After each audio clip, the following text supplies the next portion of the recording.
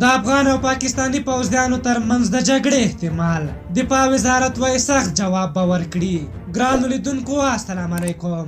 له تېرې یوې اونۍ راهیسې د کلام سیمه کې حالات وروسته له هغې ترینګلې شول چې پاکستاني لوري د کرښې دې غاړې ته غوښتل تاسیسات جوړ کړي او هدف یې دا و چې کونړ سیند ته ځان نږدې کړي، خو افغان ځواکونو یې مخنیوی وکړ او سخته جګړه وشوه چې 12 پاکستاني پوځیان پکې هلاک او یو افغان سرتېری پکې ټپي شو.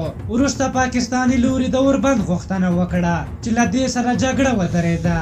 وروسته ځینې داسې اوازې خپرې شوې چې ګواکې پاکستاني لوري له اوربند څخه په استفادې په تاسیساتو بیا کار روان کړی، خو وروسته حقیقت معلوم شو چې هیڅ کار نه دی شوی او پاکستاني ځواکونه له خپل اصلي ځای هم شاته تللي. خو اوس داسې خبر ورکول کیږي چې دواړه لوري یو بل ته په ماشه دي او د یوې درنې جګړې د پیښېدو ویره شته.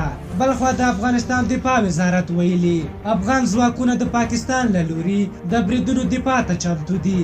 دغه وزارت د ډیورنډ فرضي کرښې له پورې غاړې پر کونړ د پاکستاني پوځیانو پرله پسې توغندوي بریدونو ته په اشارې ویلي افغان ځواکونه د ډیورنډ پر فرضي کرښه د پاکستان له لوري د بریدونو دفاع ته پوره چمتووالی لري. د یاد وزارت ویان روح الله احمدزي ویلي افغان ځواکونه به هېڅ هېواد ته اجازه ورنه کړي چې په افغان خاوره کې خپل نفوذ پراخ کړي.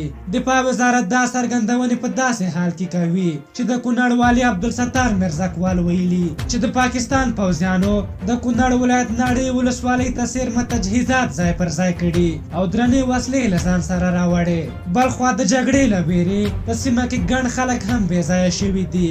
له دې وړاندې د ملي امنیت سلاکار حمدالله محب ویلي و چې د افغانستان د ولېشت خاورې څخه به دفاع کوو. دغه راز د کورنیو چارو وزارت لوی معین خوشحال سادات هم کونړ ته تللی و او د احتمالي جګړې د چمتووالي لپاره یې پوځي چارواکو سره لیدلي و. په هر حال تاسو د دغه ترینګلي وضعیت په هکله څه نظر لرئ؟ خپل نظرونه هم راته په کومنټ کې ولیکئ. که زموږ ویډیو مو خوښه شوې وي ضروري لایک کړئ.